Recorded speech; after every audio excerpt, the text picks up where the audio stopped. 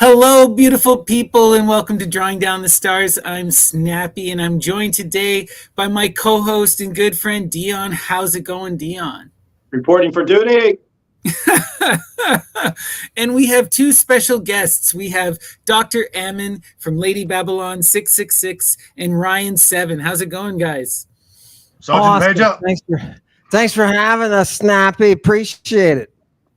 Amazing. So for you guys, you should all know by now Dr. Ammon and his incredible work over at Lady Babylon, Depacking the Mysteries. And you should also be familiar with Ryan 7 and his incredible work doing the similar stuff and looking at the tarot. Today, Dion, you have a wild presentation for us. You wanted to unpack some of this Christian nationalist conspiracy stuff that you've been seeing in relation to the recent assassination attempt on Trump.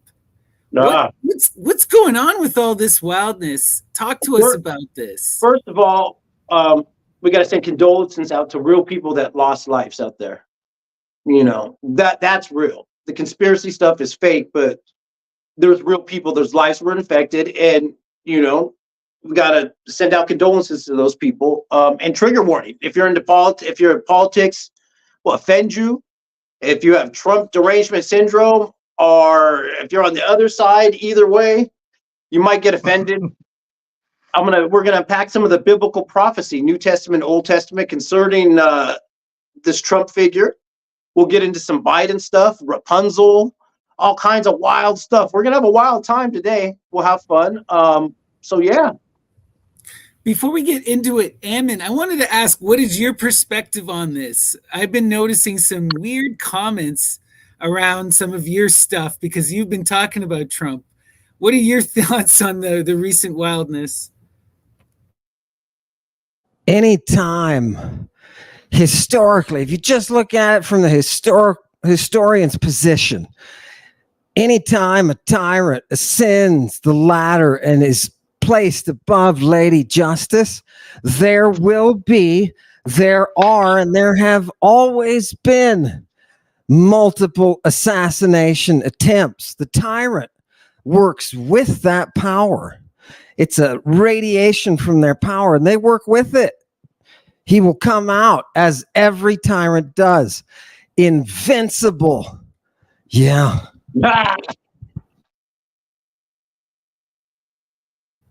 Wow. Scary stuff. All right, Dion, take it away. Hit us with the picture. Well, I must say to that, a picture, he is making an image, Donald Trump. He's making like a magical, he's turned himself into a talisman, and I don't think you'll be able to kill him so easily. I think that's my thought on that. Oh yeah. He ain't going away that easy. And also, we're gonna speak on Biden too. You know, and hair. Biden and hair. It's something that has come up if you've studied any of Biden's stuff. It has a certain fascination. Queen Bernice of Egypt, made a sacrifice of her hair to protect her husband in battle, and to Aphrodite, and put it in the temple, and it worked. But somebody stole that hair. And so, as a reward, she was placed in heavens as Coma Bernice. You know, I don't know if anybody would like to comment on that. That's a circumpolar constellation, and is quite important. Those are the undying stars because they never dip underneath the water. They're always spinning around that polar region. So they are like ultra important stars. Quite frankly, I've never really looked into this myth. But that little constellation shows up in lots of other people's myths.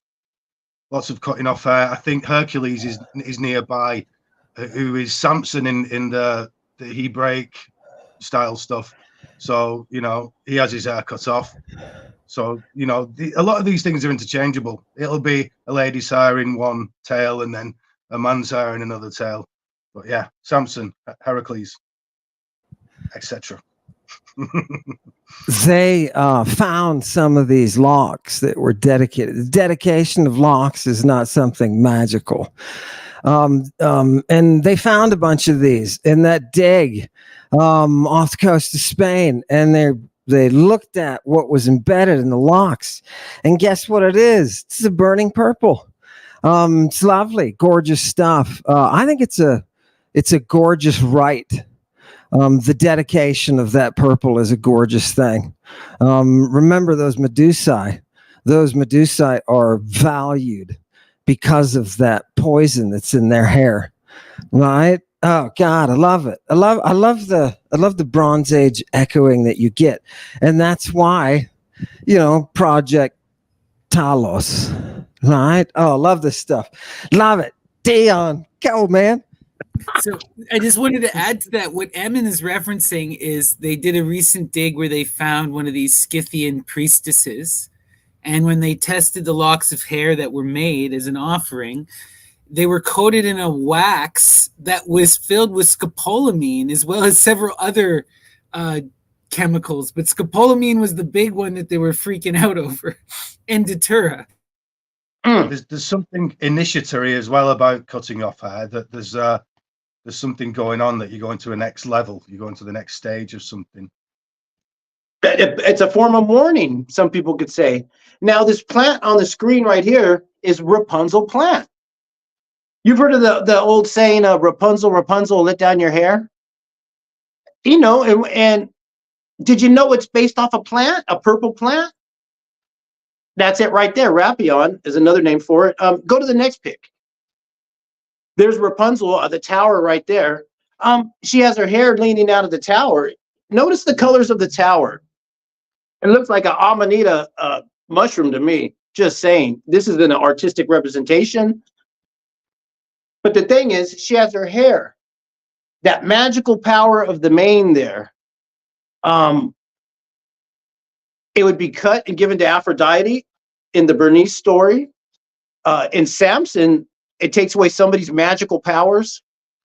This magic hair of the goddess back in the day had different types of powers. These are allegories and symbolic stories right here for something else taking place. Have you managed to link that tale to Coma Bernice's?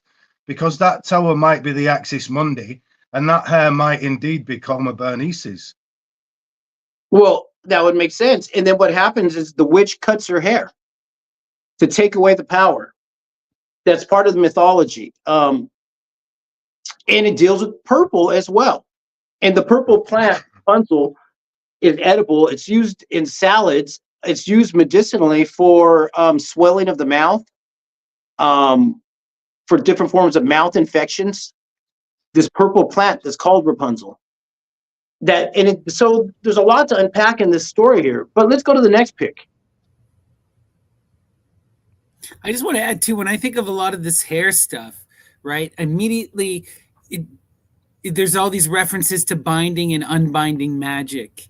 Those who wear their hair long in locks, this is a sign of being bound, usually to a god like Saturn, or you see this with with people like Samson later on. But then the shaving of the head, you see this in the priests of Isis, and then you see this among the slaves as an unbinding ritual, as a breaking of chains. So it's kind of interesting, the connection with this. Yeah, you have magic going both ways, the shaving or the accumulating of the hair. Or like in Siki, they're forbidden to cut their hair. And it's for the same thing. It's a bind because they've taken Amrit, which is their holy drug kind of thing, and they've sworn an oath to uphold Siki, right? And then they become baptized Sikhs. And part of that is the kesh. You don't cut your hair, In Samson, who's something of a solar allegory, his hair's cut, and it's like his power's taken away with that. So it's probably, there's some seasonal stuff bound up with this as well, no doubt. And if you're going to relate it to this lion image here that looks a lot like the strength card from the tarot, or Heracles' labor of telling the lion to shut up because he keeps talking, shut his mouth off. Well, this is a famous, we're going to get to the next subject. Before we get into Samson's hair, we'll get into Samson's riddle. So first, the way the story takes place, he wrestles a lion, kills him, goes to a banquet. There he asks a riddle of the men at the dinner banquet, and his wife gives up the answer to them, though. It's part of it's a funny story. But hit the next picture, and I'll show you the riddle. This riddle has haunted me for about 3 or 4 years. I will talk about it later, but it follows me around this thing. Why don't you read it for us? Out of the eater came something to eat, and out of the strong came something sweet. And so people posit that that's honey that grew on the dead lion, on the carcass of the lion. And that it was psychoactive honey at that. Don't we see the same exact thing within the Greek mystery with Heracles, where there's the lion, that there's the honey that's inside of the dead lion carcass? Ammon, is that not part of the Heracles myth? No. You can't get, I'm trying to think if there are any examples of it on his side. That intoxication from that honey that comes from the lion or the bull, in some places it's a bull, is definitely a theme, right? It's from Uranos. It's that stuff that you put onto Hesiod's mouth, baby, when you're in the temple of the muse. So that intoxication is definitely there. I would propose, though, that this may be referring to their polypharmaceutical system of dispensing bodily communion, and that you may be looking here at that sweet seed. Yeah. Right. So I've got to say, I need to interject here, Snappy, sorry. But there's a lot of it in Mithraism. There's a central lion figure, like a lion-headed, is essentially Aeon, the Leontocephalid, or something like that, call him. The lion head. And he's similar. He's surrounded by bees and blows fire into a cauldron, essentially a crater, and that's the mixing potion. I've also seen it in Egypt, where they have a mummified cat, sometimes a mummified lion, and look, they have a bee on its forehead there. And it's the same with Mithraism. They have charms that are lions with a bee on their head. As far as I could trace it, clearly hallucinogenic honey, but there was something of the buzzing of bees and being connected to the souls of the other world. I can only imagine that sometimes you get oral hallucinations that are like fizzes and buzzes, and as you enter these other states. That's what I'm imagining. That's what I've heard. The buzzing of the bees, the Melissae, who are the prophetesses, that's you don't get to oracular knowledge without that intoxication that the priestesses who are called the bees are going through. It's definitely there. It's one of the media, right? One of the individual transports of the chemicals that they're using within their rites. The Mithraic rites are no exception. Yeah, definitely. Makes me think of also the hymn to the Mother of Gods, when Julian is talking about Helios as that beast that instills them. The mother sends Helios down to earth as a distilled drink that causes Gallus to castrate himself in mania. But he's that beast that lifts him out of the waters, right? And we know that theriac is a drug, right, Ammon?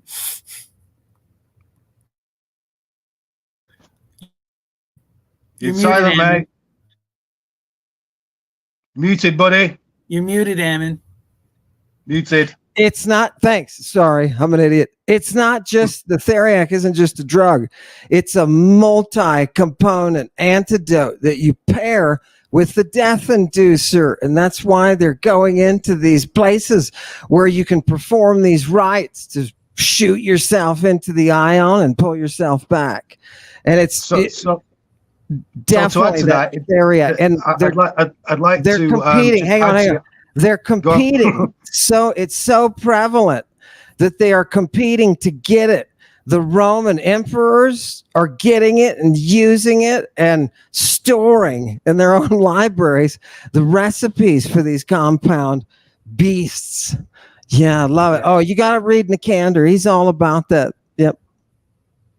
I'd say this to add to that, the symbology there is of that lion is some kind of middle of the day symbology. It's Leo the lion, hottest part of the year. The Mithraeus use it as a symbol of the conflagration, the big burning at the end. It's how you get to this ionic place. And this lion is ionic. He really represents the ion here, in that he is the moment. The moment is now. That is a reflection down here of that ionic eternity out there. So the lion devours the moment in the moment. So it's a reflection. In the Neoplatonic system, right, Helios is the absolute center, the absolute middle, right? And that's why he's the most important and the absolute mover, according to Julian. Because as that middle, he can initiate everything. It's the one who can give you, right? It's that Lucifer. He gives you what you want, right? Oh gosh, I lost my train of thought. Dion, take us back on track here. Next pick. Go to the next pick, please. So Solomon's hair. We've talked about Medea's hair. We're talking about hair. Bernice's hair. We're talking about Rapunzel, the hair. Did he have some kind of power in his hair? Samson. When his hair was cut, these powers went away. You know, and so there's a lot more going on here. Go to the next pick. So in some artworks, it's not just the hair that gets cut. Sometimes it's the head that gets cut. So here we have John, whose head is cut off by Salome, or for Salome, and put on a charger. And then the head flies around and prophesizes. Because the head or the hair has magic power. It's an old shamanic motif, isn't it, as well, having the head cut off and still doing things. It's. I mean, we still say in Britain, oh, he's off his head, never mind. You know, you've had a lot of drugs and you're off your head. It goes back also to the satire plate, right? This is deep satire, Saturnian magic, right? Saturn is the one who cuts. Kronos is that agricultural god, and part of the rites is you make the satire plate, which is the mixed plate where you cut everything up and you mix it around. And this is a fundamental idea. At these rites, you would cut the heads off people and switch them with bodies with animals. This is where you get the wolves. This is where you get all these doves and stuff. They're cutting up and they're mixing people apart and putting them together. The centaurs. It's a huge magical moment, and it's brought about through this Saturnian magic and this cutting magic. Like, one of the other big things is that plate. It's not just a plate. It's also the tympanum, which is the sacred drum, and the donkey skin and the Aegis skin, right? That impenetrable barrier of Athena, right? Her hymen. You know, it's like there's so much going on. You cut the head off and you put it on the hymen. What is going on here? Saturn is also the castrated god. Ammon, unpack some of this. The oldest literary representation we have is the Orphic beheading of the tyrant. That image of the loss of one's head due to turning your back on that son. Yeah, that is a crime that the universe punishes, and it punishes it through Orpheus, right? So the whole idea of the bearing the sin of the people and that kind of thing that the mystery picked up, that comes from the very earliest roots of the rites. And we only know that because it's in the literature. It's in the literature, and it's that idea that that head becomes the source of the song. It's a necessary purgation. The tyrant, Pentheus, the man of misery and pain, the tyrant must lose his head. That is what the Bakic religion speaks.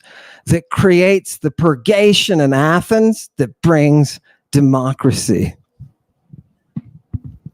But does not Orpheus himself also be ripped apart by the Maenads, and then his head is sent down the ocean to Lesbos to become an oracle? That's just not a fortunate day, that is it, really? What's going on there? Hit the next pick, though, before you unpack that. Oh, we know who that is from England. That's buried under the Tower of London there. That prophesizes as well. Yeah, we can unpack this a bit. So this comes from the Mabinogion, and the tale of Branwen and Bran. This is Bran, who's a giant, and he's fighting a war to save Branwen, who was sent off to marry the king of Ireland, but then was abused when she was over there. And in the war, he dies, but her magic, cauldron, causes his body to continue on fighting. And at the end, she takes his head, which continues to prophesy, and she sticks it upon his shield. And after the war is done, she's the last person standing with the head. And she's said to have buried the head under a sacred mound. And this becomes the seat of empire. This is where London is founded, or at least, some kind of Welsh version. I'm not as familiar with it as someone like Old Boy, but we've unpacked this before. Maybe Ryan knows a bit, since this is his kind of area of the world. No. To be honest, it's one of the few things I haven't researched. I lived in Wales for a while, but when I was there, it was very prehistoric where I was. So that was fascinating. Plus, I made most of my discoveries when I was there, which have nothing to do with British culture at all. So even though the stuff I found is in there. The key stuff to think on here that connects to the Orpheus myth, which I think Dion's about to get to, is the charging shield, the talking head, the giant, the magic cauldron that restores people to life, and the creation of empire through burying of the head. All stuff you'll see in the Greek. We even have that on the Etruscan side. Excuse me, Dion. We even have that on the Etruscan side, right? We have that giant cauldron into which Medea puts the parts that become life. That's amazing stuff, dude. Wow. Well, there it is. Here's Orpheus' head on a lyre, prophesizing. Unpack that.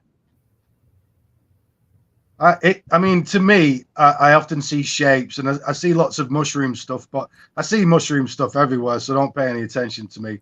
I'm sure Ammon has something much more intelligent to say on the subject. You've got to think of the Aegis shield and the head of Medusa on there and things like that. But again, I'm taken to what's the guy's name? The mushroom god. What's his name? He kills Medusa. What's the guy's name? Perseus.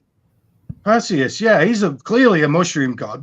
When he finds Mycenae, he picks a mushroom out of the ground after he just dropped his mushroom cap on the floor. And when you look at Mycenae, it's in the shape of a bull's leg, which we know is a mushroom allegory. So, it's all drugs to me. So, and I've just had a load of mushrooms, so I've not. You're right. And Ryan, the name Mycenae itself in Greek means mushroom. It uses the mushroom root up front. Mucus, yeah. Definitely. And it was you know what it was? It was some friggin' local nymphs that led him to those mushrooms. Yeah. And he drank from them. Right. Yeah. Oh, what my do you God. think is that? Because they say this a spring of water came out and it tasted good. Do you think that's the watery modality of the mushrooms? What's your thoughts on that?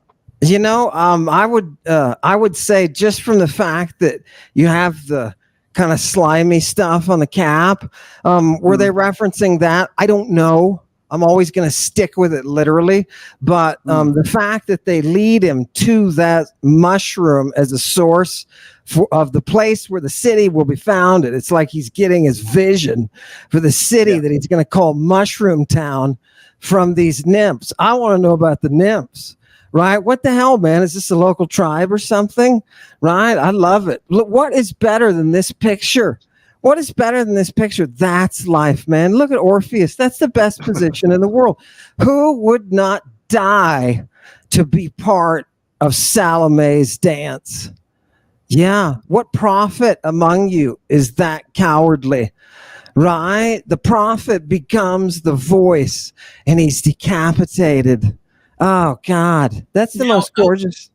I do want to unpack some of this, though, because we know through some of the Orphic fragments of Otto Kern, there are some less than savory accusations against our friend Orpheus. It said that he gives up the love of women after Eurydice abandons him, and he takes up the Phoenician way, right?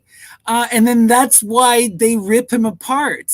And the Phoenicians are lesties, are they not, Ammon? Yeah, it was a group of Maenads, remember, that killed him. So you got to be looking at everything from the Bakic angle. And yes, other people repeat that too. Ovid's one of them. He became a lover of boys. Why did he become a lover of boys? If you try to figure out, like, okay, anthropologically, what the hell's going on here? He's dropped his pursuit of love because his wife had to go back to hell. So he dropped it, turned away from the cult that got him there, and focused instead on boys. Now, it wasn't odd to focus on boys. Hercules was doing the same thing. That was his honey, right? So, and Medea was the only one allowed to go and be in it.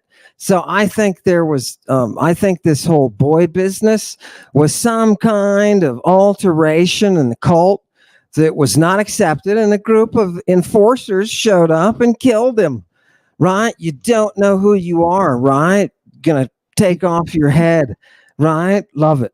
Decapitation of prophets. It does Hebe seem to and Ganymede poetically... as well. There was a swap over there between Hebe and Ganymede. That's what put me onto you guys in the first place. Like, what cultural change happened, and could you pin it down from seeing when the stories changed?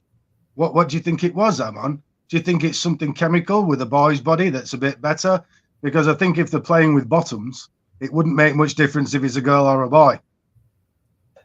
Yeah, that's one of the most interesting questions about the mystery. How do you get this shift that you see from the priestess, who's the guarded virgin, who produces the bodily communion with the dance and the song? How do you go from that to the boy who becomes the cup of the nectar, right? It's got to be similar. Their bodies, because they're both prepubertal, their bodies are probably involved in making similar things. Maybe the male doesn't have as much testosterone, right? But historically, what you're asking is historically, what happened? Is there some kind of shift? I think that's why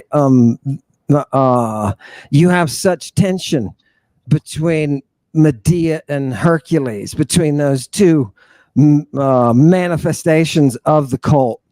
I think that's why you have so much attempt to separate the two, because Medea is coming from an Amazonian, a Scythian tradition, right? And in the Scythian tradition, you're not doing the same thing that Heracles is doing with his kid, right? These are women who are teaching each other in these ceremonies that involve sexual acts, right? And that is one tradition. On the other side, you have the male lover who is involved with the prepubertal boy, right? And that is it's like there's two different tracks that, what was the original? The original was those women on horseback, baby, those Pelasgian tribes, right? The stuff goes back to them. That's where it's coming from. It's part of human development. Yeah. So I don't know when it bifurcated, right? But it does, even so much so that by the time you get to Jesus Christ, when he's arrested with a naked kid in the public park, screaming, "I'm not one of these traffickers." By the time you get to there, at what point have you fully made the transition then? Is that why Jesus is in the park with a naked boy and not a naked girl? It's hard to track. The history is hard, but the stuff is in the language. It's in there, preserved, baby. We'll get it. You got it, mate. You already done it. I think also with this Orpheus imagery here, we're seeing, like you mentioned, Pentheus. It's almost a direct parallel of the Pentheus story, and it's a similar reasons he's getting ripped apart too, right? You know, there's this thing about that trying to perceive the mystery as a masculine force, where the women won't allow you to perceive it unless you've been transformed. And the transformation seems to be essential, right? Also, Dionysus is ripped apart, right? He's ripped apart by the Titans. And then he's said to be prophesied to have it happen to him again, right? As Zagreus. So and then you have that whole thing about the ripping of the bodies and the consuming of the flesh. What is going on with this idea? And then Phanes is also ripped apart as the primordial sacrifice. So there's like this ripping apart and the severing of the head from the body, especially, is such a recurring theme. Like the destruction of the body, but the protection of the head.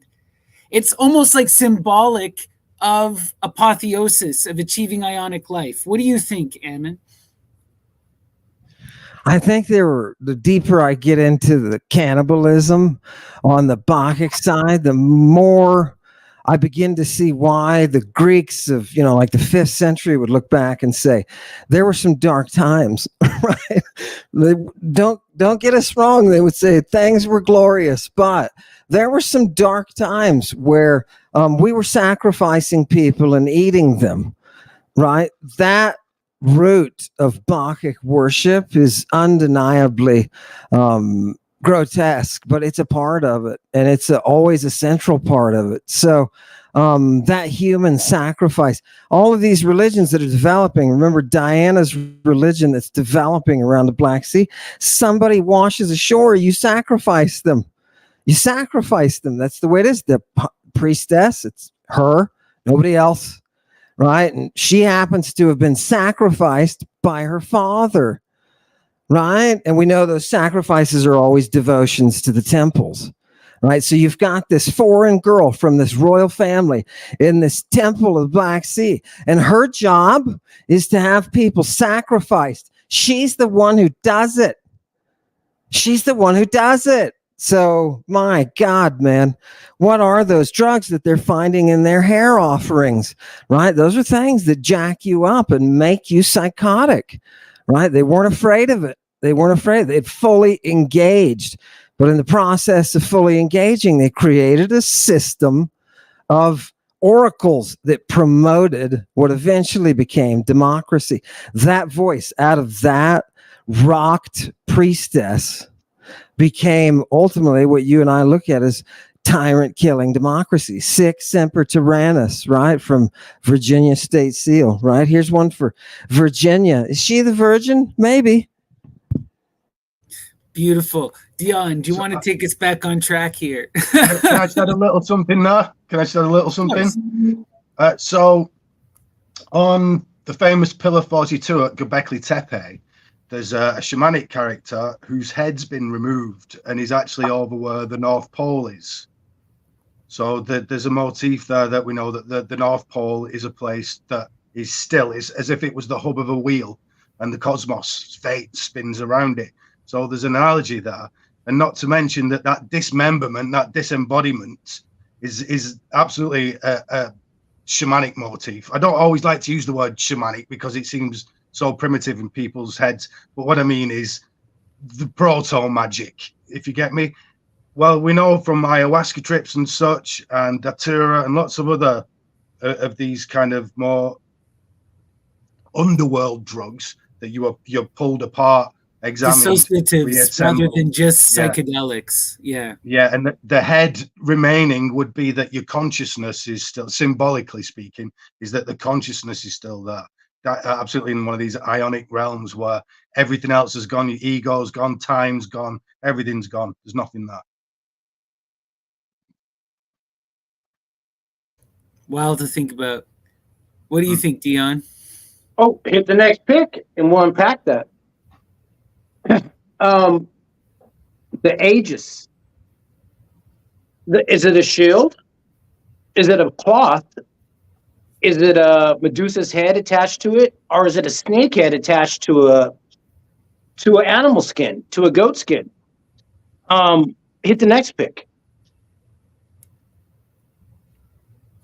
Now here we have a hairnet. What do they call it? A kekrifalos. Some people it means a lighthouse, some type of and you'll see at the top of this hairnet is an Aegis with like a little Medusa head on there. Cool. Now, people talk about the Aegis shield as something you hold and you put a head on it, asphyxiate a head onto it. Well, it could be something that's worn on the body as well. It could be a snake attached to a charger. I'm trying to drive home the symbology of what this is. A metallic plate or animal plate or shield or surface with the head asphyxiated to it. Or a snake's head asphyxiated to it. It's a powerful symbol. Hit the next pick. All right. Well, I was hoping we had an Aegis shield in there, but you all know what that is. But go back. It's all right, because now we're going to move on. But I just wanted to drive those symbols home of the head being removed and having power and being used. Oh, go for it, Ammon. Can I say one thing? Oh, God, you got to say about the Aegis. Yes, it can be worn. It is the skin of the great nurse. It is the skin of the nurse. Isn't that cool? And on the it, one that fed Jupiter. Yes, fed Zeus. Yeah. Yes, the great one. Mother, what's her name? Althea's her name. Love it. Keep going, and pack You can't just dip in and out like that. Come on. You are protected in the ion by the skin of your nurse. Yeah. And what is the thing that it contains? Remember, it clothes you and it looks outward. And what is the thing that it contains? It contains that thing that freezes your enemy, turns them to stone. For those who have ears to hear, watch what the priestesses are doing. If that isn't the sexiest stuff on the planet, nothing is. Right. Well, let's get into hair. This first section was about hair. Before we get into ears to hair, I had to get into cutting off hair, Samson's hair, Bernice's hair, Rapunzel's hair, cutting off the heads of John, Orpheus. Here we have King Nisos. I know I'm probably not saying it right, obviously, but you might have heard of this famous king. Had a daughter, and his daughter fell in love with King Minos. Got a crush on him, and figured, well, how can I impress this king? She goes home and she cuts off a piece of Daddy's hair. Now, Daddy's is famous for having a hair of purple, a purple lock of hair, mind you. We talk about the burning purple. Well, this king had a lock of purple hair that protected him in the whole city, all the states, and that's where his magic power resided, was in this purple lock, until one day she came and cut it. You know, this story is an archetype for the removing of the power, removing of the hair. You know, I don't know if you want to say anything about that, Ammon. Yeah, it's through his ionic power was he able to lead the people and keep them safe. And his avenue for doing that was that purple, right? Removing that purple is what you do in death. All right, fantastic. Yeah, it's an offering. It's an offering. She made an offering of her father. Yeah, right? Oh God. If you're in it, if you've been initiated, this is all going to make a lot more sense because you've taken the trip. And I'm not talking about random, people shooting themselves up. with things to have random visions. I mean, if you saw the Korah, you would understand. You would understand. It's a gorgeous, oh God, what a beautiful world to live in. The Bronze Age, baby. What a beautiful world. That lion too that we've been talking about, Circe poisons those lions, turns them into servants. How she do that? She opens their minds. With drugs? Yep, with drugs. That's why we call her polypharmacon, right? Not only one who uses lots of drugs, but one who's very good with them. Because you don't just use drugs in antiquity to get high. You use drugs in antiquity to purge people. Use drugs in antiquity to heal people. Right? To heal people. I can come to your home, and because I'm a witch, I can fumigate. I can get rid of your demons. You want to go to sleep at night? I'll make it happen for you. Yeah, and how do I do that? Because I'm polypharmacon, baby. That's how. Imagine the age when that tech was so strong. And you mentioned Helios, right? Talos is the other way of saying Helios. If you don't believe me, look it up. Right? That Talic project is the magic. Why did he cover his face? Why did she cover her face? Why are they using the purple? Right? It's the gateway. Right? People say, oh, it's a gateway drug. No, you haven't seen gateway drug, right? Until you've seen somebody transformed who has a sudden awareness, and that awareness isn't a random, holy shit, I saw him flying saucer. Shut up, George, you were hallucinating, right? Not like that.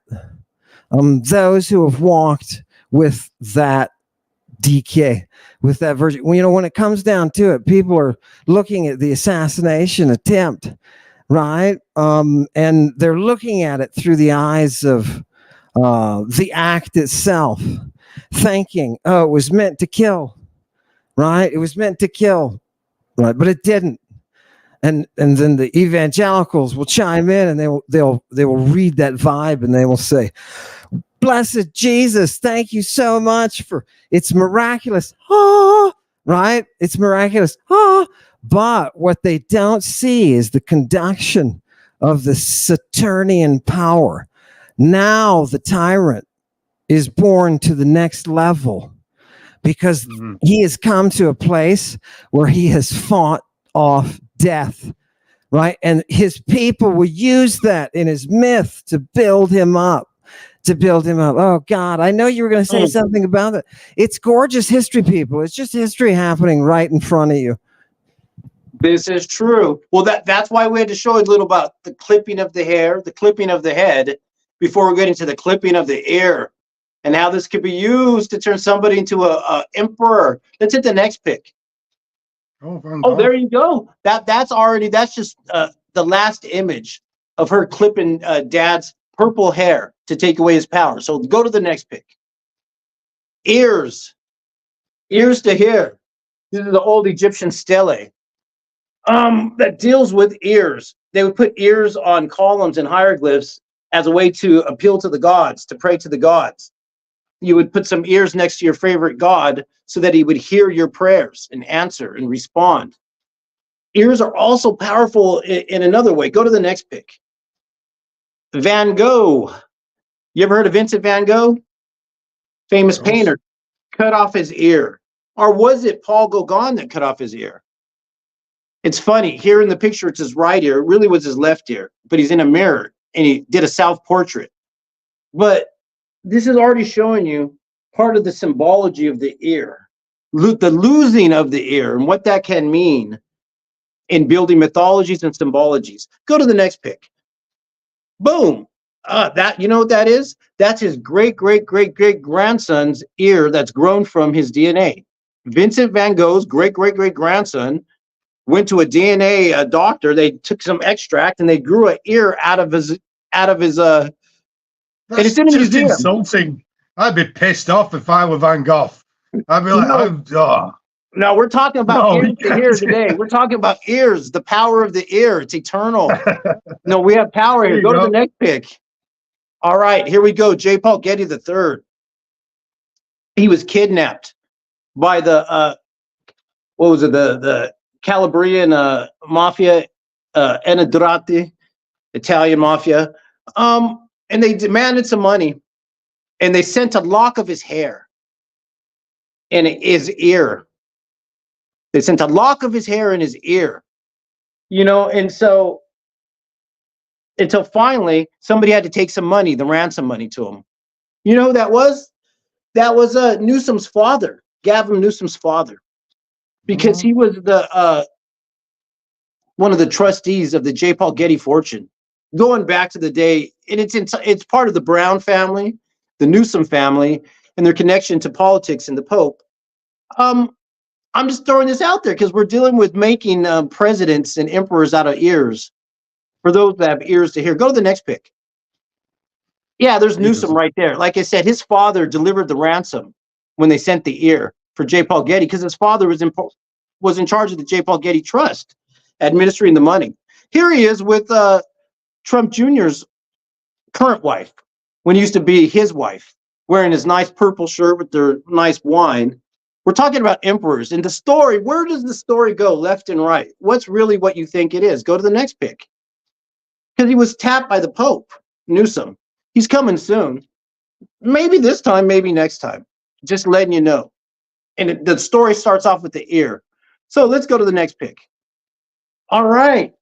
July 13th, 1917, Fatima prophecies. The third apparition. A lot of popes talk about this. This is what the popes that scared them. Pope Pius. And they passed this prophecy down to all the other popes. It deals with emperors and the future of the world in Russia. The Fatima prophecy that happened on July 13th deals with emperor makers. It's already been talking today. As we speak now, there's somebody in a church somewhere talking about July 13th and the Fatima prophecy and how that relates to Trump. Now let's go to the next pick. Right there. Got his ear taken off right there. The symbology of the ear is even deeper if we get into biblical prophecy. First, we'll start with the New Testament version of it. Go to the next pick. All right. Here we go. Malchus in the Bible. So we got that night, 4 a.m. He's alone in the garden. But he has his homies with him. Where are they at? He told him, hey, keep watch. I need you to keep watch over it. Don't fall asleep because things will go bad. We don't want to fall into temptation. Do not fall asleep. Because he's over there hanging out with somebody that used to follow him, that says, the young boy. At a certain point, his buddy comes up and gives him a kiss on the cheek. And that leads to a series of events where Simon Peter pulls out a sword and cuts off a Roman centurion's, or what's not even a centurion, let's say, it's an official, cuts off his ear. Now, Jesus gets mad, tells him, no, don't do that. Put your sword away because I got to drink this cup. And he heals his ear. You can see the picture right there of him healing his ear. And the word Malchus, what does it mean? Go to the next picture. Judge. Oh, yeah. Hey. It means the king of Malchus. The dude who got his ear wounded and healed by Jesus. Jesus' last miracle before he was crucified was Malchus, the king. Yeah, I could see how somebody could use this for some kind of mythology right here, huh? Just saying, it's coming soon. This is the New Testament version right here. But we still got our Old Testament version. Go to the next pick. So even before we go then, let's talk about this. Mark 7. So Jesus took him aside privately, away from the crowd, and he put his fingers into the man's ears, and then he spit and touched the man's tongue. Dude, what is he doing? Yeah, this ain't the first time he's messing about with people's ears and spitting in people's mouth. Can I put some sexy music on? Yeah. Put some like raunchy music on. No, there's already something going on with these ears. There's a lot going on with this. There's what is this in the Orphic Vox? There's got to be some kind of drug reason for this. It's the money shot. Everybody knows that the Magus has juices in his body, and those juices have medicinal, spiritual powers. So for Jesus Christ to spit in your mouth, how many people would, all of you Catholics out there, all of you evangelicals, oh, wouldn't you love for Jesus Christ to spit in your mouth? And also, no, right? Come on. No, he had to do Jesus, it. He had to put his finger on his ear. He liked touching on the ears to hear. But somebody who had their ear wound and was healed, that's a king at that last miracle. But there's more to this story. So that's the New Testament. We're going to unpack it through an Old Testament lens. Go to the next pick. Here we go. We'll start off with this. Now, and some people even posit there was a reason that Simon Peter cut his right ear off, was because it would remove evidence of his relationship or contract with Caiaphas, the high priest, because there is a relationship between servants and high priests depending on your ears. Now, let's really get into ears. So if y'all are going to say that Trump is Malchus, last miracle, the emperor king revived by Jesus, well, let's unpack it through the Old Testament, through the Torah, through a different way. So in this one, it says, then his master shall bring him to God. Then he shall bring him to the door or doorpost, and his master shall pierce his ear with an awl, and he shall serve him permanently. Now, this is in Exodus and also in Deuteronomy, which we're going to look at. And it deals with a servant. When your servant's time is up or your servant wants to leave, if he wants to stick around and you guys are cool, all you got to do is put him up against the door and you stick something through his ear. Now, the word is apition. Some people say it's a shoemaker's awl, but let's go to the next pick. Oh, there's an example of it right there. So in one version, you get your ear messed up, you become Malchus, you become a king. But remember, Malchus was a servant of Caiaphas. So if you get your ear messed up, what that really means is you're a servant to somebody. That's what that really means. We're going to unpack this today. So go to the next picture. Deuteronomy 15. Then you shall take an awl and thrust it through his ear to the door, and he shall be your servant forever. But in the Greek, it says aeon, aeonic. It's the aeon, but in perpetuity. Why has he got to be your slave forever? What's up with that? So from a Goyim perspective, Trump getting his ear blown off, and that's a contract to serve somebody in perpetuity, a certain somebody, let's say. So if we're going to unpack it, New Testament, he's Malchus. In the Old Testament, this is called a bonded servant it's called ear contracts or ear bonding. It goes back to the code of Hammurabi. And if you look at Hammurabi, when it comes to servants and problems, it always comes down to an ear. An ear deals with ownership by a certain group over somebody else. Let's hit the next pick. Yeah, and so the word the apition, people say shoemaker's awl. Well, it could have been a bone or a horn. A horn, the tip of a horn. That's what you would pierce his ear, put him up against the door and stick a horn through his ear. And then later on, to test the contract, the slave would have to stand next to the doorpost. And if the hole in his ear matched up with the doorpost, then that contract was valid for him to be yours in perpetuity.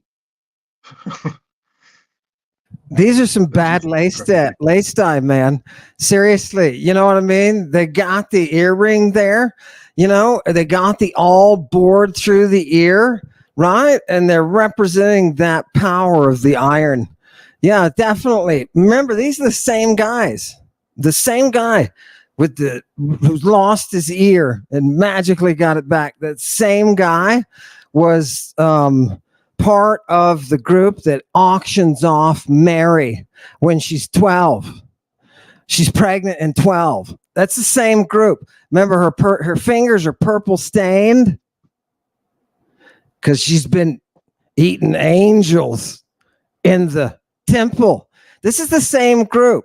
So if you want to consider that thing a pirate, a clue to a pirate, I don't think you'll be far off. And that's why the Roman government, they didn't send out two dudes in a squad car to a squad chariot to arrest Jesus. They sent out a unit of the military like you would to these traffickers. These guys are, the temple is itself the dealer. right? And all we're doing as Romans is we're supporting the current biggest mafia, right? That's all we're doing. We've done that for years. Shut up. Just don't insurrect or you're dead, right? That's the message of the empire, right? Oh God.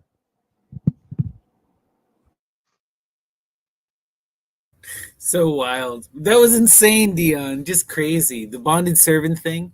That does make me think of a lot of the Saturnian magic that we see too, with these bindings, binding someone in chains, right?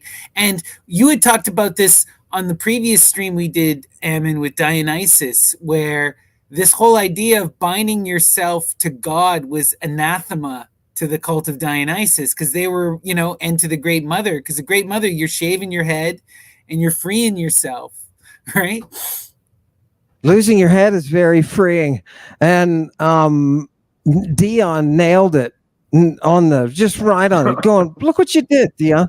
You went back to the language and you said, what does this actually mean? And you dug down one layer like a literary archaeologist. You dug down one layer and you found that reality at the rock bottom. Gorgeous. Goddamn gorgeous. I love it. Oh, that's what I have to say. Nice job, Dion.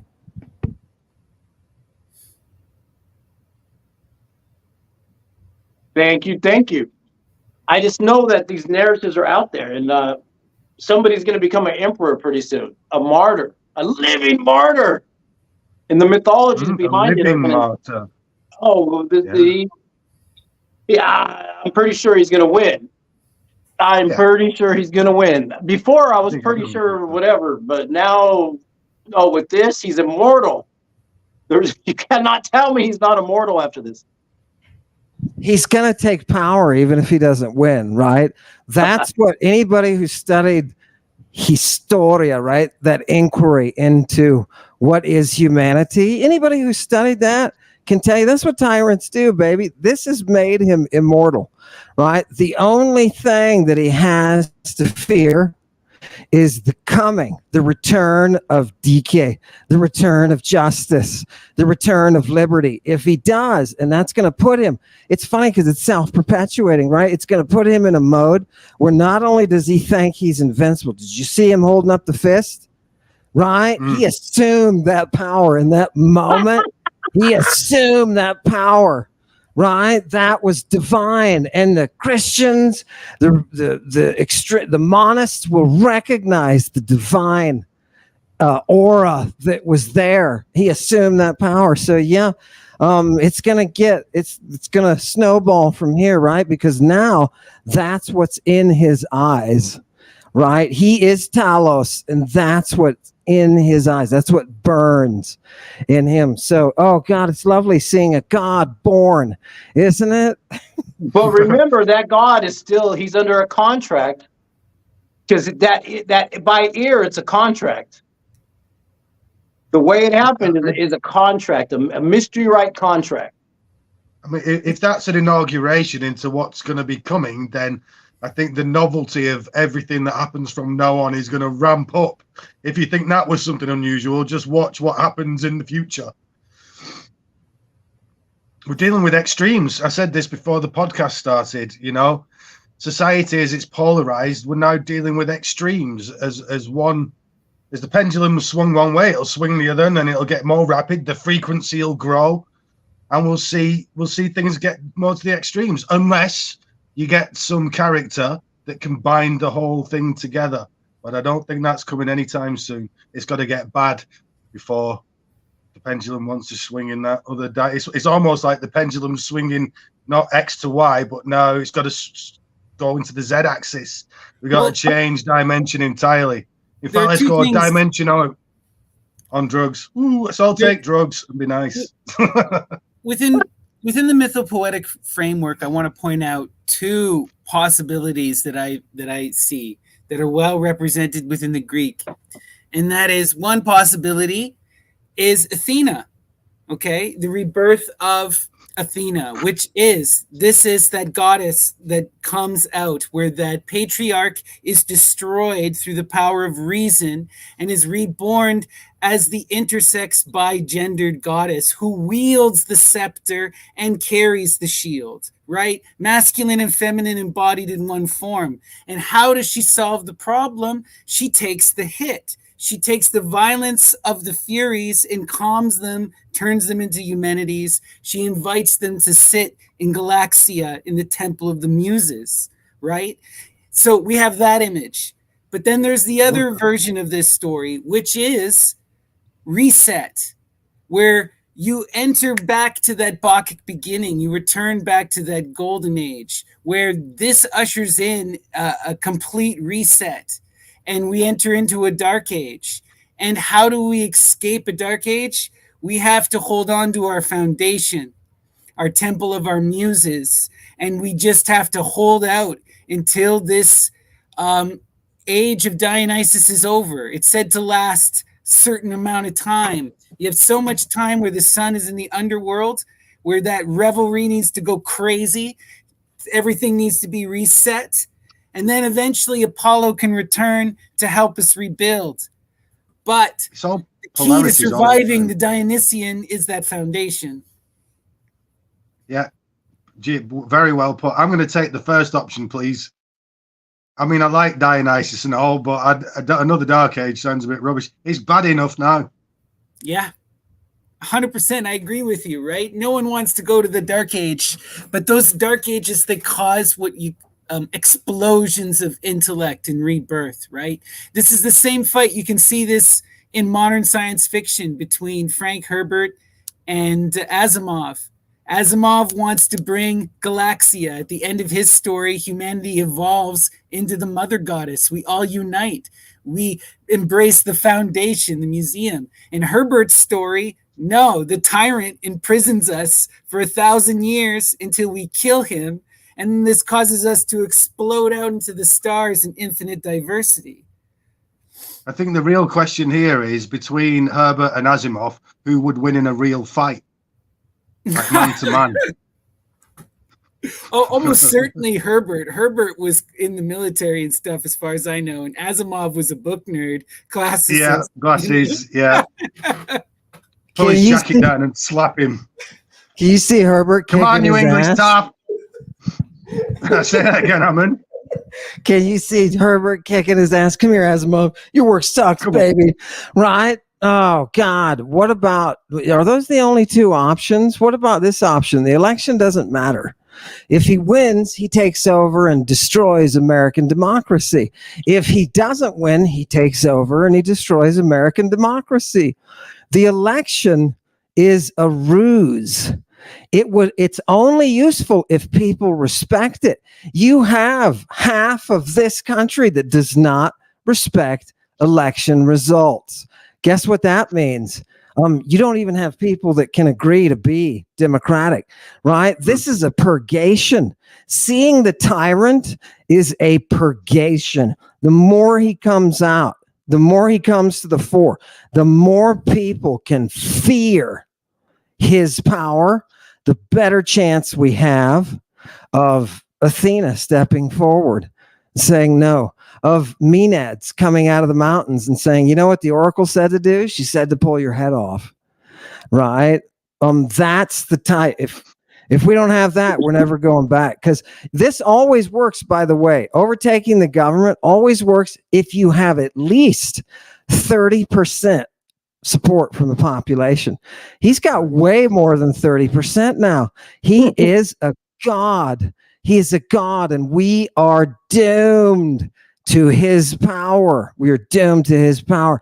Isn't that beautiful, though? I mean, isn't that part of some kind of cosmic, when a star explodes, that light leaves and you're left with a blackness that sucks everything into it, right?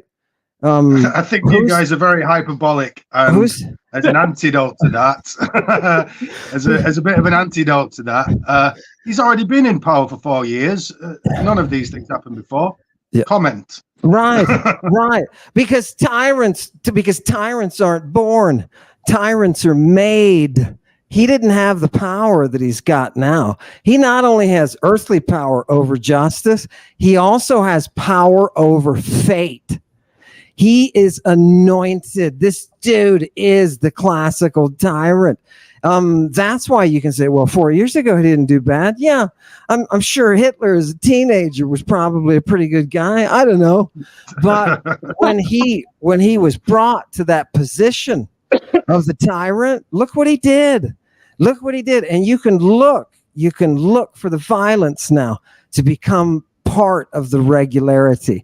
You can look for that because it's bubbling that now it's the power of the tyrant has been released, and the tyrant feeds, suckles those little children, right? And gives them that same fear and that same power. You can look for that manifesting itself as violence in the society. And you're going to say, oh, well, you guys are violent enough already. We are. But remember, it's a slope. It's a slope, people. Right? The black hole is there. The dark star, they used to call it. The Nazis messed that one up. They didn't do their homework. That dark star is ultimately the most beautiful form of nature. It is when the light leaves and everything else merges. God, total paradise there. Right.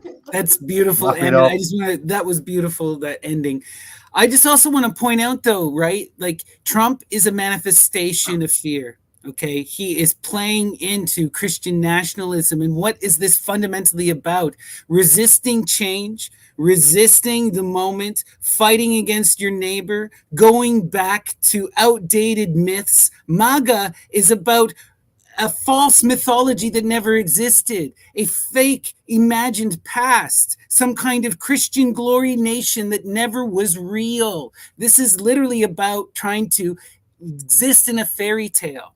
And anytime humanity goes into these kind of systems, the same thing happens. We invest power into individuals. We then start to consume our children. We attack what's different. We persecute the minorities. And when you do that, as Ammon said, you invoke nemesis upon yourself. We've seen it time and time again. These cities then fall. People lash out. This becomes a self-defeating purpose. These kind of tyrants, what ends up happening is they stop believing in reality. They become invested entirely in dreams, right? One of the things with Hitler, and he says this in his letters, right? He says, I cannot believe in a world without the German state. And to kill myself, to commit suicide, is the triumph of the will over reality, right? They've abandoned all reason if you go down this path. And like Ammon said, it's a slope, right? This is something that is happening. Trump has been transformed into the tyrant. He's no longer a man. He is an egregore. He is a manifestation, an eidolon, right? It's wild. He has worshipers, right? As polarization to all this, though, as somebody that is sitting outside, from a slightly different culture and a different country, but looking at the meta of all this, I see what you guys are saying, and the way I'm drinking in what you guys are saying is the more left-leaning side, or the anti-Trump side, whatever you want to place that as this polarity again. These extremes you guys are feeling are symptomatic of this polarity, and that even though you lot seem very sure of what's going to happen, I think we've got to wait to see what actually happens. All this is rhetorical, and we've got to be careful still. Please, I invite you back to the center somewhat to see the balance of that justice. You know what I mean? Let's see everything here and not jump to conclusions. I just have to bring in some personal reality. You know, I watched as far-right extremists descended on my city in Ottawa and occupied it for over a month. I was spat upon and assaulted, and the cops did nothing. This is my physical, real world.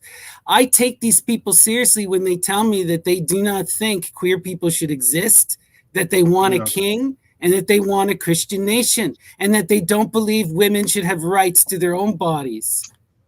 This stuff. I'm not denying they exist, Snappy. I'm just saying that everyone's polarized, and you guys are like, the things that you guys are saying are quite extreme things, really. I'm pointing out that this is all very polarized now, and we've even got to be careful in the way we're talking. We've got to. It's coming for me. This polarity is coming for me soon. I see it happening over here too. It's just that, you know, America leads the way, fortunately, on most things here, unfortunately. Greek free speech is not what you're free to say, what you have a right to say. It's what you must say when it comes down to justice or tyranny. That's how they viewed it. It's what you must say under the right circumstances. And it is right now for me to reach back in the past into Virginia and to pull out Sic Semper Tyrannis, right? Because this sentiment was what drove my ancestors, right? We're here for freedom. There isn't blue and red. There isn't blue and red right now. There's not Biden. There's not Trump. There is freedom and there is tyranny. And people are marching forward to it here. People are marching forward to tyranny, just like the Germans did. And the funny thing is, that stuff is all traceable. You can just look at the history and watch people do that through time. We should know by now, having done this so many times, we should know, oh shit, did you hear somebody say that things were better off in 1400? What are you talking about? What are you talking about? Oh my God, somebody say something. Yeah, they're going to come in. And the thing is, that violent power will throw it. It's already done it, right? The Georgians are so pissed off because that tyrannical power came in and started killing people because they were homosexual. It doesn't matter what you put for homosexual, trans, this colored skin. It doesn't matter what you put in that little box. As long as you see that people are being murdered by tyranny, right? That's what we have to keep in mind. People wondered, how is it that the Germans just went along?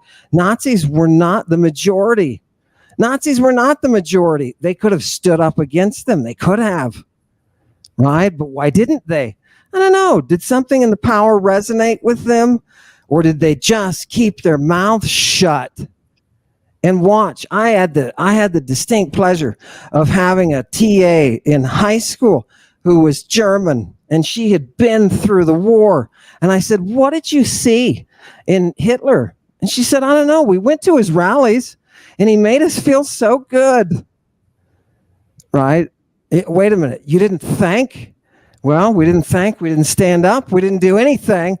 And that's what happens. When you refuse to support Athena, that's what happens. It's not Joe Biden or Trump. This is a struggle for freedom and tyranny, right? Pick which side you're on, people. Are you going to be the murderous horde for tyranny? Or are you going to be the people who are saying, look, we can't be bombing hospitals. We can't be killing children, right? We can't be doing this kind of thing. We can't be bursting into people's houses at night in SWAT teams and take people out, kick them out of the country. We can't do that. You can't do that. Do you know what that is? That's a fascist state. And I know people are out there, they write to me all the time, you don't know what fascism is. Hey, you know what? I do. My ancestors fought against you. My ancestors fought against that power. And I have the duty to speak up now and to tell you that, right? So did Canada. So did Britain, right? Oh, God, love it. It's such a, you can tell right where you are in history. You can predict the future of what will happen to Trump. You can predict that. So we'll come and have this conversation again in 4 years' time, if we can. Oh yeah. And so with that, I want to tell everyone at home that we love you regardless of whether you're light, light or black, dark, white, red, whatever color, whatever political affiliation, left, right, blue, red, Republican, Democrat, and then. But not the Green Party. Yeah, the Green Party. And what about No. libertarians? Annoying. Here we got libertarians. We got The Kennedys running for office. We got a whole other thing we didn't even talk about. Left, right. What about the Libertarian and Kennedy? And so that's even wild too when you throw that in there too. So I'll admit one thing. I haven't voted. I don't remember the last time I ever voted. And here I am talking shit about politics. I'll be real. Why not? Mm. Some people will say I don't have a voice in this if I don't vote. I'll admit I only voted last time. So it's I'm a crazy hippie. So what do you want? I'm with Ammon. I see that the whole thing's rigged, and most of the time there's no point doing it. If they wouldn't let you do it if it had any difference anywhere, especially in the States, that is pretty rigged as well. But over here you do see the system's rigged. It's like walking into a shop and saying you can have this chocolate bar or that chocolate bar. Here you go, and I'm like, well, there's all these different confectionaries behind you. And there's gumballs, and there's all these. I want that over there. No, chocolate bars. 2 chocolate bars. You can have a Hershey or a Mars bar. I want the sherbet. I want an orange sherbet. Orange. I think the Greeks were right. And I think you could solve the whole election question about whether it's fair or not. You could solve that in an instant with what they did. Pick him randomly by lot. Just do it by lot, and let fate decide who your leaders are, and then hold your leaders responsible as citizens to the law. Once you do that, you're set. You're set. You got a democracy. I don't know why we don't. We could flip that vote in a second and say, look, we're gonna have a computer pick it out, right? Or we're gonna go to a big ceremony and throw rocks in there. We're gonna do something. We're gonna have some grand social security number database, and it's gonna pick you out. And when it picks you, you got to be president. Sorry. Right. Oh, and we're only going to do up to so old, right? We learned that lesson. Right? I think it's also really important that we recognize, number one, that this is a battle of ideas. We can yell and scream about ideas, but we're not about trying to hate individuals. We need to come together as a community and learn to compromise. That's the central thing of democracy, is compromising and working together to solve the actual problem. One of the central issues here with any of these kind of tyrannical governors, these politicians, are when they say, I know the right answer. Let's do it my way. Then it's no longer a compromise. It's no longer a discussion. You're no longer engaged in politics with us, right? We have to return to these fundamental roots of things. We can disagree and have conversations on ideas. We can fight in this realm, but it's got to eventually come down to a compromise that's fixated on how do we solve the situation. I think too much of us, we've now, on either side, people start viewing their neighbors as no longer their neighbors and views them as the problem. We need to kick people out. We need to stop paying for people. We need to stop allowing so-and-so to say this or do that, right? It's like we need to really focus instead upon how do we figure out where the pain is, where the problem is. And I think, like Ammon, you've mentioned this on your channel, the big problem is we have greedy operatives who want to keep everyone fighting so that they can skim off the top, right? Like Trump is being anointed. He's being anointed. He's being put in power. And what is he fundamentally going to do? He's going to make sure those people who made that earring get flipping paid. That's it.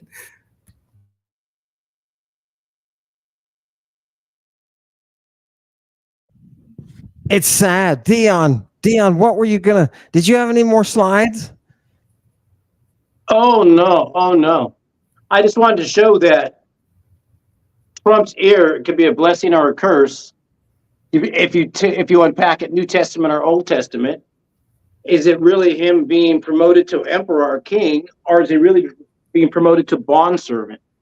And so it's how you symbolically unpack it. But either way, I think people, it's given them a pass. They love them after this, you know. Any president that would get shot and survive it, you would think he would be impervious. He would have that magic power. So it is what it is.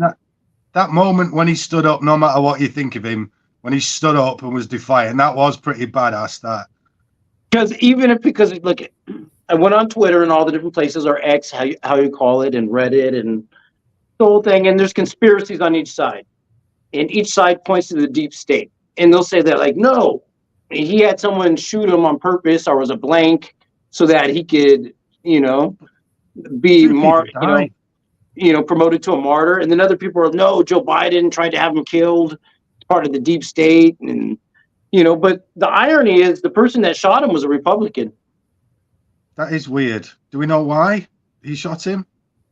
Well, he was into the other weird Republican thing about stuff. this character is that he was almost completely not active on social media. As far as we can tell, he had an active presence on YouTube and may have been like slightly involved in Discord gaming. And when all he subscribed to on YouTube were pro-gun enthusiast channels, which were politically neutral. So he was a registered Republican. This was from several years ago, but he never changed that registry. He could change his mind now.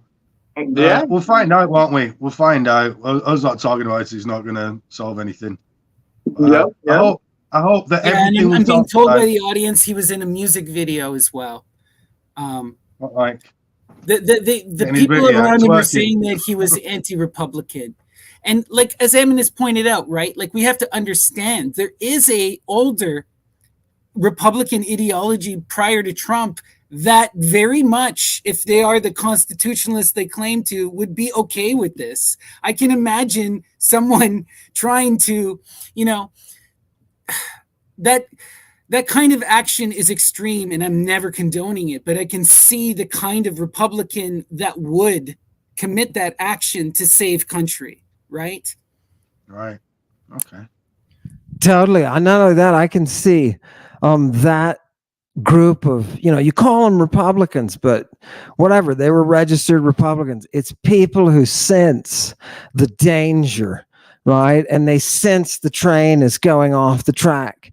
Those people, right? Those people are born when the black hole of the tyrant erupts, when the star goes supernova.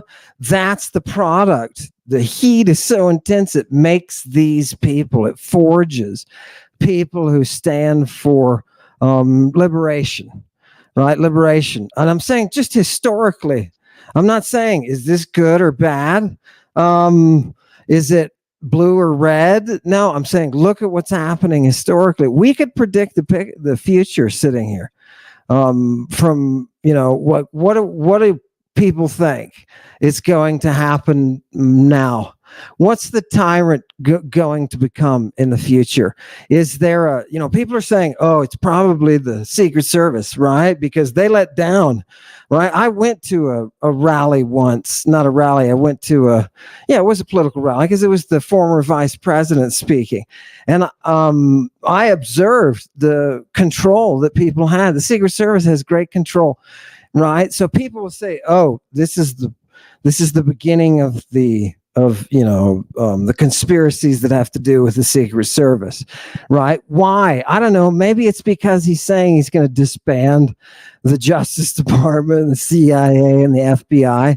Maybe it's because he's talking about those kind of tracks, you know, that these conspiracies get a foothold. But the problem is, none of that shit matters. It matters who he is, who Donald Trump is. Because that power goes downward. That tyrant who's at the top of the pyramid pushes that power downward to his base. And they're the ones that will absorb let's go round up some group, homosexuals, let's just say, and, you know, we'll kill them. Right, I saw somebody arrested for drunken driving, which I love to watch those videos, but I don't know why. I think I secretly want to be a policeman. But the level that people are at, this woman started cursing this cop out, right? Just aggressive and, oh, the good old days when we didn't have to deal with immigrants. You're doing this because I'm white. You know, that kind of propaganda, right? Because because that's what it is. It's propaganda within a movement. You know, if Russia couldn't beat us on the battlefield, they could beat us at home. You know, there's something to be said for the dangers of propaganda and the groups that are chasing around homosexual people. Just notice what they're doing. They're going to get worse. They're going to get worse. Tell me, Ryan, have you seen this kind of stuff emerging? Have you seen this kind of fascist, Nazi, kind of anti-gay agenda emerging in Europe? No. There's definitely a kind of an immigration crisis going on, but that is, you know, palpable. There's clearly a few too many people, and we need to slow it down a bit. But no press gangs going. Well, the problem is in Britain, and the reason why everyone's coming here is because we're spineless and we're soft touch, and we're very liberal, like very liberal. The left and the right are liberal over here, and it's just the way it is. Everyone's really nice most of the time. Oh, you get your bad people, but there certainly aren't press gangs forcing gays to a shallow grave or anything like that. No, quite the opposite. How about in Germany? Because I heard in Germany that they're having a resurgence of Nazism. Is that true, or is that just our media bombarding us? I'm sure it is true. I haven't heard it myself, but people are turning back to the church as well. It's this pendulum thing. As it swung one way, it's swinging the other. And as people are starting to fear, they turn into the church. They just turn into the conservative traditions. It's the nature of conservative people to go back to the past. So that's where they're going. So the Germans are going back to their past, I'm sure. We do have a very strong anti-gay propaganda movement that is being pushed by Russia. And they are employing thousands and thousands of bots online. And they are paying people to make content. This is widely documented. And as Ammon, you were pointing out, there has been a well-documented propaganda campaign from Russia in America since day one. Mandy and I have talked about this at length, right? And part of that was to push the more extremes of capitalism and to push division, divide and conquer. These are normal. How do you destroy a country? It's always divide and conquer. How do you rule? Like I always think about when I was back in India and I was first learning about colonialism. And I'm just like, how do tens of thousands of British soldiers control millions, countless millions of Indians? With class, darling, with class. Well, when you look into the thing, they created two legal codes. One for Indians, one for Hindus, one for Muslims. They went into Muslim areas and made the police Hindu, went into Hindu areas, made the police Muslim. They exacerbated tensions like you wouldn't believe, all purposely done. And trains, moving people around via train. That's how you do it. You divide and conquer. You exacerbate religious tensions. You keep people fighting amongst themselves, right? You stoke those flames. And this is what we're seeing, right? Yes. How do you extremify America? What does Russia truly want? They want America to become a Christian fascio nation. So how do you do it? I just think they want you squabbling between yourselves.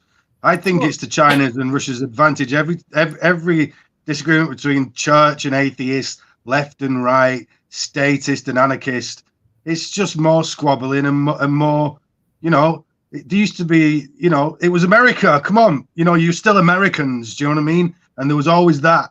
But as Ammon said, obviously these liberal values, libertarian values are dissolving.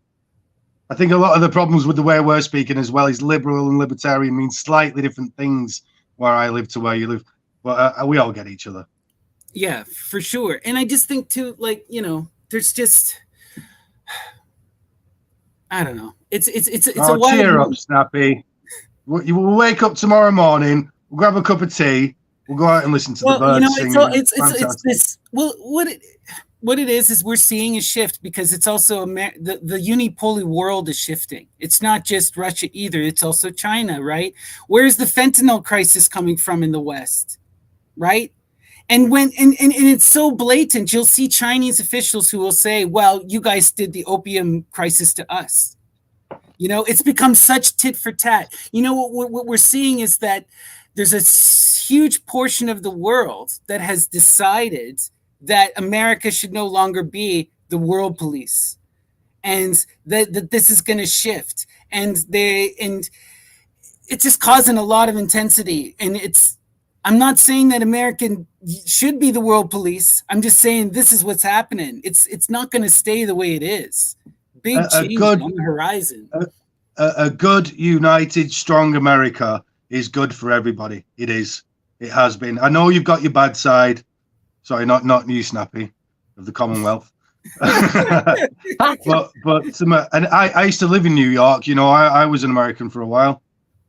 Not in my passport, but you know, I lived that life. And you know, a good, strong America and a good, united America, and one where you're all talking to each other and not hating each other for your political values and just a bit of respect. That's the world we all need. Because I don't want to live in a world where China's at the top or Russia. Maybe Canada, but then you'd keep apologizing for being on top there. We can't. Like, you know what, the West. I do think the Western values are a bit better than what goes on in China and Russia, and we should preserve that. And like Ammon does, and you, Snappy, particularly, reach back to our beginning and grab a hold of that Greek stuff and older. You know, it might be Greek, but it comes from a lot further back. Or you can see it develop as with the democracy and things like that. I say, let's all get a tent full of drugs, do the drugs, get drunk, go get in a big arena, talk each other out, shoot the shit, wake up with a hangover and see if we all still agree. Right. I agree largely. You know, I'm a Canadian. My whole existence has benefited from being in between the US and England. You know, we are in some ways the largest state in the union. It's just a reality. But and I think we need to have a very honest appreciation and an honest discussion of any nation. And the US is multifaceted, many colored, but at its roots, at its core is democracy. You know, we can talk about the character of the founding fathers and how they failed to live up to those ideals, but those ideals are ideals. And I'm sorry, like you pointed out, democracy, in my opinion, it's the best. It combines cooperation and individualism. You know, it resists tyranny. We've seen what happens on the other sides, right? We've seen, do you want to be ruled by a state or ruled by a king otherwise, right? You just don't love Jesus. I love Jesus like a little boy. Oh, Jesus. Jesus is coming. That deserves a like and a subscribe and a comment and a share.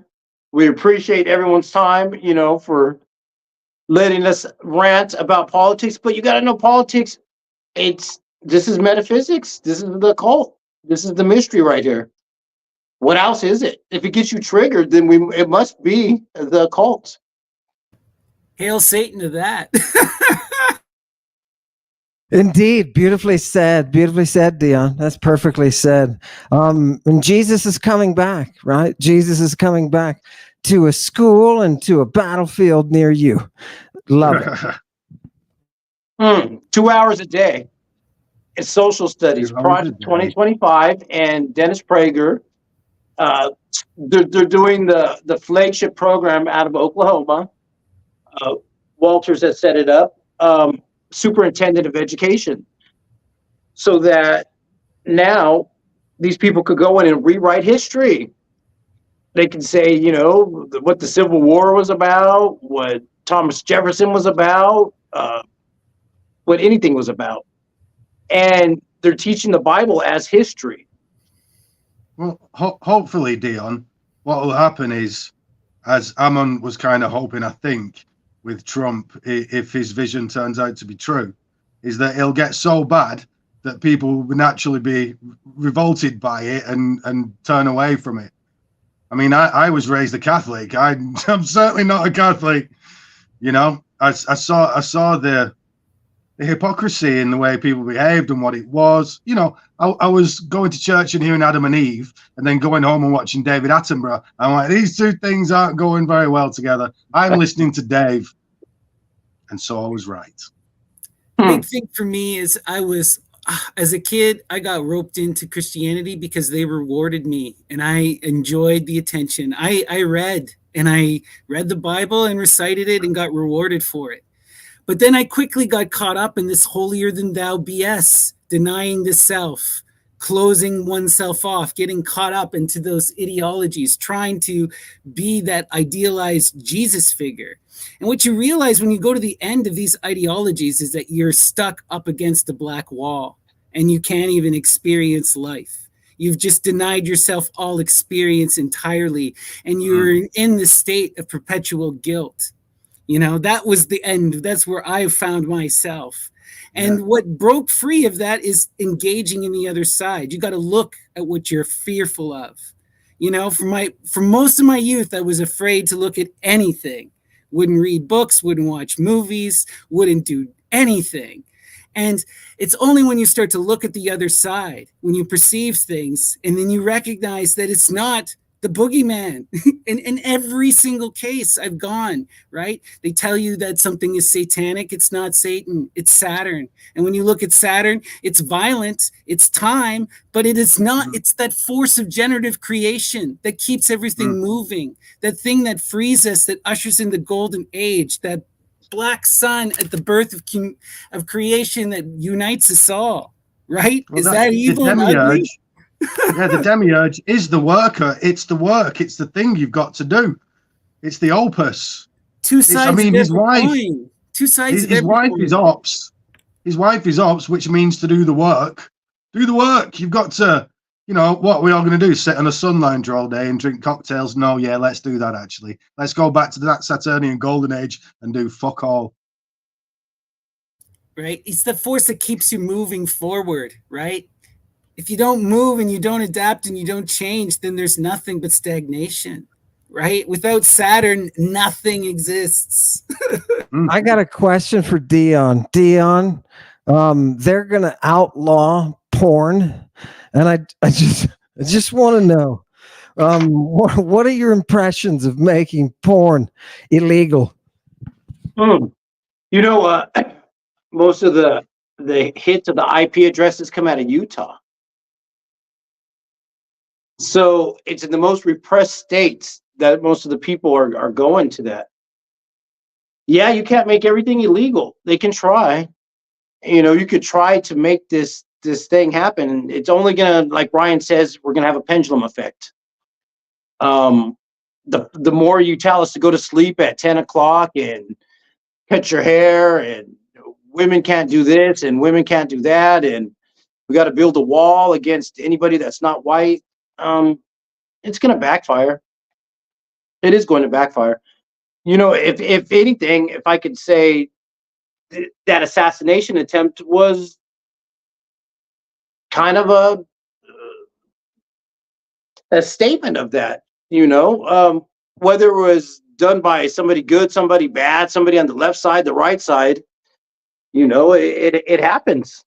It's like the amount of energy there, isn't it? Yeah. Like there's so much energy charged up. It needs to burst. It's going to happen. And so, yeah, it's going to happen. So that's why I made peace with it. After I saw him being crowned as the emperor, I'm like, all right, I'll move on. Because I know that it's powerful chaos magic and meme magic that they're using to plant into people's subconscious. So you can't win somebody that's immortal.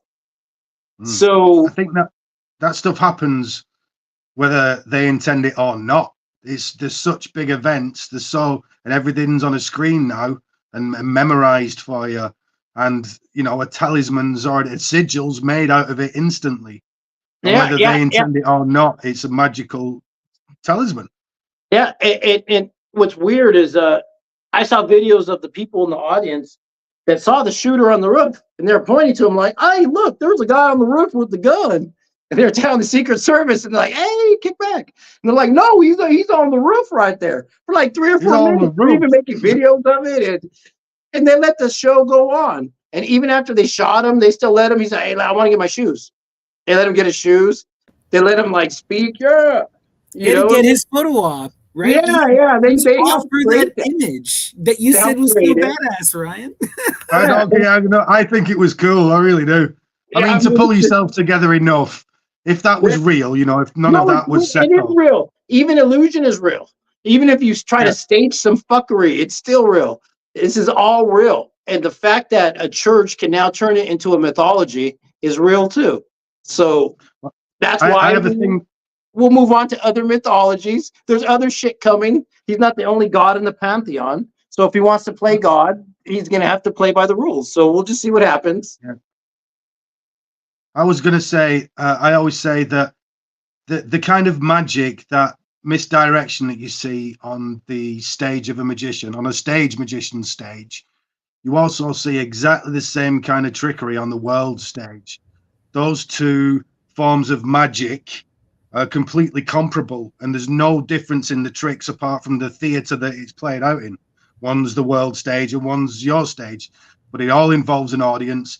It all involves signifiers, and it all involves an apparent something while something else is going on in the background. Yeah. I wanted to address some of this porn nonsense ban, because it's such a ridiculous thing.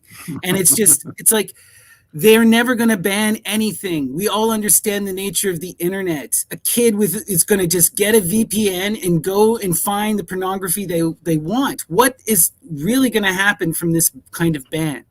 They're going to destroy legitimate websites which protect the public, which try to remove extreme violence and try to remove illicit images that were stolen. All this is going to do is abuse people, also remove legitimate income. It's going to take people who could live their lives and feed themselves through things like OnlyFans and Pornhub and make that shit illegal.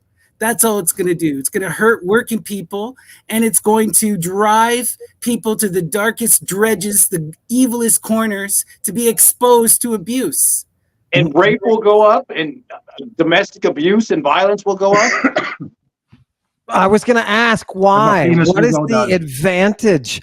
What is the advantage of banning pornography, of doing what monism has always done, canceling out that sexual image? What's the advantage of it? The advantage is just what Dion said. You're going to create a bunch of rapists, right? Why do you think the Greeks have those temples where that stuff can be done? Not only for education, but for your brain, for normalcy, right? Then you don't end up with some kind of weapon killing people, right? Oh God, why isn't it's funny that it's always that avenue they fight? Even if you couldn't pay the priestesses, there are tales of the young men who would go into the temple of Athena and wank it on her statue to the point where the statue was perpetually stained on the feet. Perpetually stained. Lovely. What a compliment, isn't it? Wouldn't you love to go to church and, come to climax there with beauty and you know what I mean? What's wrong with that, right? Well, in order for the monism to exist, that can't exist. I was going to say, it smells like a fish market. That's what's wrong with doing that. What do you think incense is for, Ryan? Not caring about the fish market. Fumigation.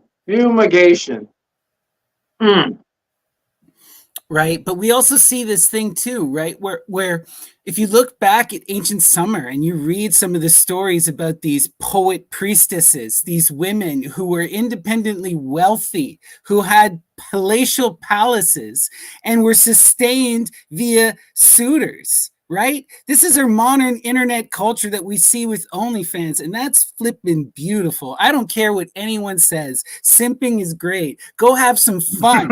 Go support these women. Like, holy crap, man. You know what? You know how many single moms I know who can support their kids through freaking OnlyFans? It's goddamn beautiful. It saves lives, man.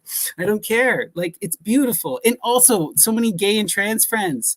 It's like you're already doing this stuff. This is a safe way you can do it in your own home, on your own terms. Like, why would the government come after this if not to just hurt people? Tissue manufacturers as well. Tissue manufacturers comes to mind. Also socks for the desperate. So question for you, Ryan. You got any new videos coming out on your channel? Yes, I do. I've just finished my very explicit tarot deck. Not explicit as in it's got naughty parts in it, although it does have that because it's tarot. But very explicitly profaned, as Ammon would say, tarot. So hopefully it'll be on Kickstarter next week. But I've just finished a small but very compact and special effects and editing laden video for everybody of me jumping around and making a feel of myself. And so when your Kickstarter comes out, if people get a hold of that and donate to that, that'll help you get this fabulous tarot deck out to the world. Well, Dion, what's going to happen is I'm going to force you and Snappy to put me on here, and we're going to do a tarot episode where I basically show off, if that's all right. Love it. Love it. And then I'm going on Lady Babylon and taking that over. Like an artist studio, right? You know, you've created an artist studio, and somebody's going to come and show their work. That's real. I like that. That's progression. You know what I mean? And yeah, they'll come after you. You know, I didn't mean to laugh, because they're going to come after people, right? It's how it always works. And this is the fear that people should have. You should have a healthy fear of an overpowered tyrant with a group, a minority, but still a big one, that's able to repress and kill and torture and imprison in an extrajudicial way. Remember this term that is coming. People talk about the election and yeah, right, it's coming. Guess what? The next person who's in the White House will be completely immune from prosecution. You know what that means? We have never, ever, ever had that. Nixon was a schoolboy compared to what is coming now. You know, people thought, oh, the curve would be more gentle. Nope, that's not how the slide of tyranny works. Oh God, that's my question for you, Ammon. What kind of videos you got coming next? Oh, anything that we could be looking out for? Yeah, I'm going to take. You're on break too.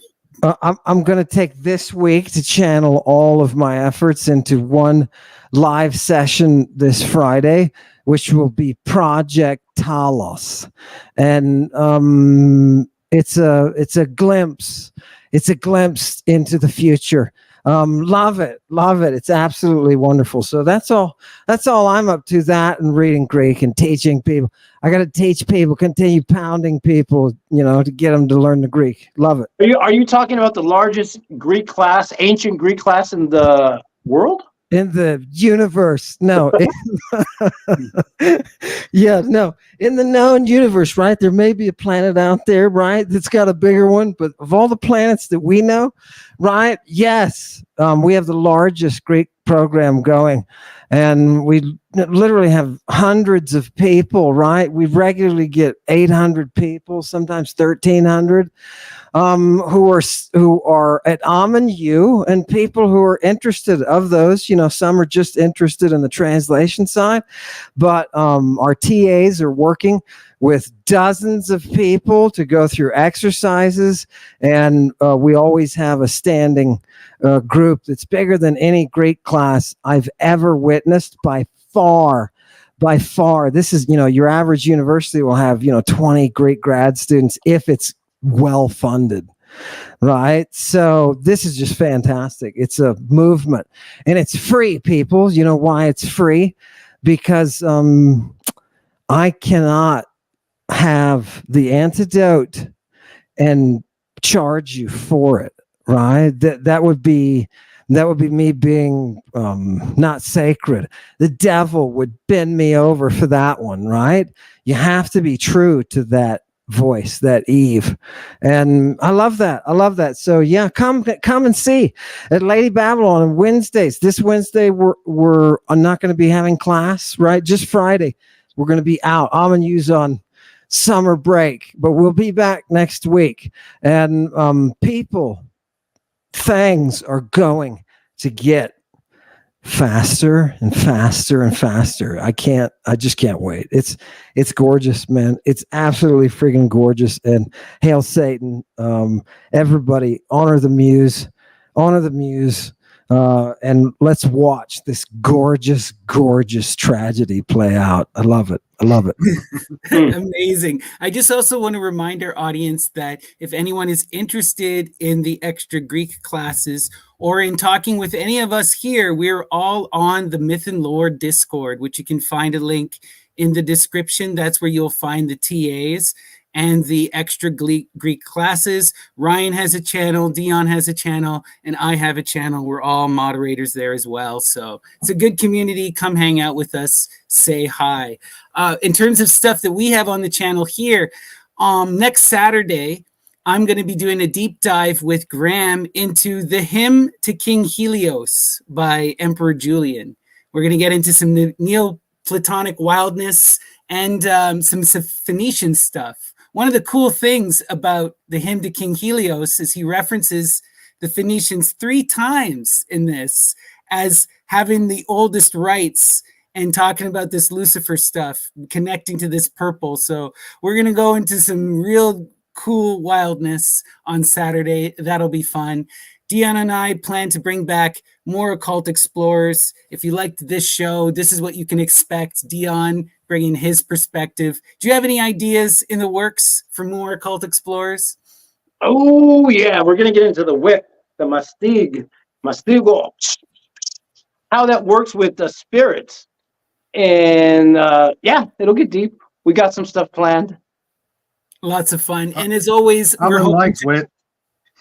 Yeah. Ammon likes whips, don't you, Ammon? He's got a bit of a thing for a whip. Show us your whip, Ammon. Get your whip out. Show us your whip. Your whip. Yeah. No, when is that? That's next Saturday. Yeah. Oh, who knows? Yeah, next Saturday. Okay, good. I want to be there. I don't have to be there. I can be in the chat, but I want to see. I want to see this because anything that looks into the whip and that, which everybody would say, oh, this is pure darkness. This is pure masochism, right? Sadistic stuff. You overlook a whole bunch of ancient history and how that whip is used and what it becomes, what religious symbol it becomes. So I can't wait. That's gorgeous. Yeah, bring on the whips. Beautiful. All right, everyone. This was so much fun. Thank you guys for joining us. Does anyone have final words to leave our audience with tonight? I guess no one does. What do you I'll say, get ready. I'll say, get ready. Hold on, and never look away from that Aegis. That's the power. If you wear that Aegis, you can be satisfied with fighting for what is beautiful. You know what I mean? For not giving in. You can look your ancestors in the face, right? Everybody thanking your friggin' ancestors, right? It turns out you got to answer to all of them. Isn't that weird? Like, they're watching. That's how the Greeks portrayed it. They're right now on some kind of television, and they're watching what we're doing, and they're getting pissed off, right? Or they're getting proud. So yeah, let's do that. Let's choose the latter of the options and hail Satan. All right. Amazing, everyone. Thank you so much. Until next time, take care. Hail Satan. Peace out.